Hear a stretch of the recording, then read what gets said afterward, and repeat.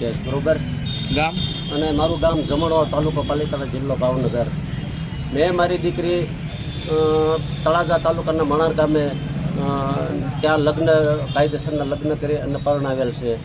અને તે મારું અટકમાં છે, મારું અટકના મનુભાઈ શ્યામજીભાઈ મારુના દીકરા સાથે, વિજય સાથે બરોબર. મારી દીકરી છે એ મેડિકલ ઓફિસર ટીમ્બીની અંદર 3 વર્ષ નોકરી કરી અને એ પહેલાં કોરોના કાળમાં કચ્છ ભુજની અંદર નારાયણ સરોવર મારી દીકરીએ મેડિકલ ઓફિસર તરીકે સરકારી નોકરી કરી છે 3 વર્ષ. અને ત્યાંથી આવીને ટીમ્બી હોસ્પિટલમાં નોકરી કરે. એને એક ભાણિયો છે, તો 3 વર્ષથી ત્યાં સારી સેવા આપતી હતી. અને ત્યાર પછી એવું એને એમ થયું કે અમારી નોકરી નથી કરવી, મારા ભાણિયાની તંદુરસ્તી ના બતાવી અને એ કે મારે નોકરી નથી કરવી તો હું રાજીનામું આપું છું. કાંઈ વાંધો નહીં, તમારા ઘરનો પ્રશ્ન રાજીનામું આપી દો. એમે કોઈ આગળ પાછળ પૂછ્યું નથી. તો ત્યાં એને રાજીનામું આપી દીધું. અને આજની તારીખમાં એ 8-10 મહિનાથી ત્યાં રહેતા હતા બરાબર. અને અવારનવાર તો એના પડખે એક કાકા એના હકા કાકાની દીકરા એ છે, એટલે કાકાજી હારા અને પડખે રહે છે, એના ફોઈજી નણંદ છે.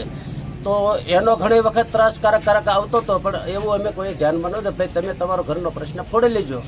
અને 80 વર્ષના માજી છે ડોશી, 85 વર્ષના બરાબર.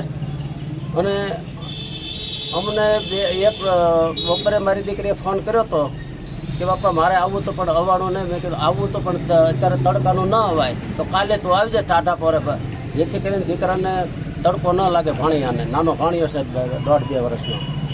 એવું મેં એને કીધું. ત્યાર પછી 2 કલાક થઈ એટલે અમને સીધો ફોન આવ્યો કે તળાજા આવી આવો, તમારી દીકરીએ ગળાકો ખાતો છે તો અમને ગળા ઉતરતું નથી. મારી દીકરી એવી અસમજણ વગરની નહોતી, એ મેડિકલ ઓફિસર હતી, એને એવી બધી સમજણ હોય અને કાંઈ પ્રશ્ન હોય તો અમને ફોન કરે છે. તો આજે ત્યાંથી કોઈ જાતનો ફોન કરવામાં આવ્યો નથી બરાબર. હવે જો એવું કહેતા હોય તો અમને કાંઈ ઘર્ષણ હોય તો અમને ત્યાંથી કોઈ ફોન કરેલ નથી. ફોન કર્યો હોય તો અમને 2 કલાક પછી ફોન કર્યો કે તમારી દીકરી અહીંયા એની તબિયત બરાબર નથી. અહીંયા આવ્યા એટલે સીધી પોસ્ટમોર્ટમમાં હતી. તો આના વિશે અમને શંકા પૂરેપૂરી જાય છે કે 80 વર્ષના ડોહી છે ગળો પાહો ન દઈ શકે. પહેલાં તો એને ફગાવીને 30 વર્ષની છોકરી ફગાવીને નાખી દે એવી એમાં એક ક્ષમતા તાકાત તો હોય છે બરાબર. તો એના વાહે કોઈ પણ કારણે કોઈ પણ કૃત્ય કરવામાં આવેલું છે. મારા જમાઈ એમ કે મેં નથી કર્યું, મારા છોકરાના હમશે, એનો છોકરો એટલે મારી દીકરીનો ભાણિયો છે. તો અમે એને એમ કહીએ છીએ તમે ન કર્યું તમને ભગવાન પૂછશે બરાબર. તો એની પાછળ પણ હજી પણ રહસ્ય કાંઈક રહસ્ય છે કે આ મેડિકલ ઓફિસર આવું પગલું ન ભરી શકે.